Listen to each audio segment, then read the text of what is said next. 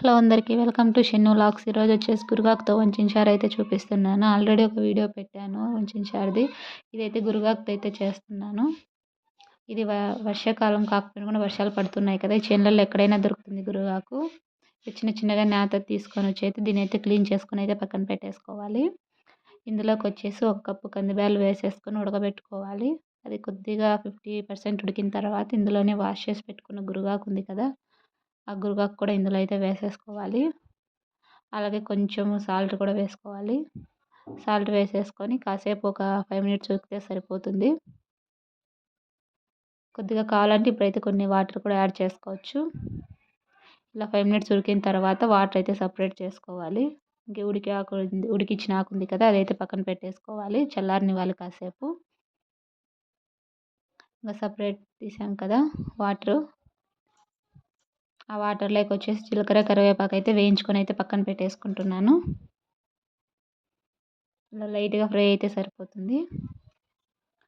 ఇంకా ఆకు ఉంది కదా, దాన్ని అయితే తాలింపు పెట్టేసుకోవాలి. కొద్దిగా ఆకు అయితే పక్కకు తీసుకొని అయితే తాలింపు అయితే పెడుతున్నాము. కొన్ని ఆనియన్స్, ఎండుమిర్చి, అలాగే కరివేపాకు, జీలకర్ర, ఆవాలు, కొద్దిగా నూనె వేసుకొని అయితే ఫ్రై చేసుకుంటున్నాము.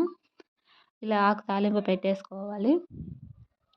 ఇందులోకి ఎండుమిర్చి వేసాం కదా, అదే కారం సరిపోతుంది. సాల్ట్ కూడా మళ్ళీ యాడ్ చేసుకోవాల్సిన అవసరం లేదు, ఉడికేటప్పుడు వేసినదే సరిపోతుంది. ఇంకా పక్కన తీసాం కదా, ఆ వాటర్లోకి వచ్చేసి మసాలా అయితే రెడీ చేసుకోవాలి.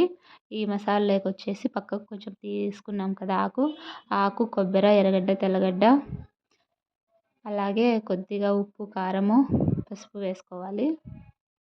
జీలకర్ర, కరివేపాకు కూడా ఫ్రై చేసి పెట్టుకున్నాం కదా, అవి కూడా వేసుకొని నున్నగా ఇలా మిక్సీ పట్టేసుకొనేసి వేసుకోవాలి మసాలా.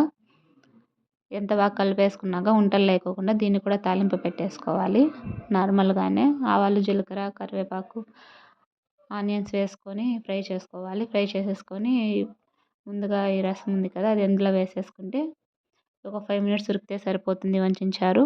చాలా టేస్టీగా ఉంటుంది, చాలా సింపుల్గా కూడా అయిపోతుంది. చూసారు కదా, ఇందులోకి రాగి సంగటి అయితే చాలా బాగుంటుంది. ఈ వీడియో మీకు నచ్చిందని అనుకుంటున్నాను. నచ్చితే లైక్ చేయండి, షేర్ చేయండి, కామెంట్ చేయండి. Thanks for watching.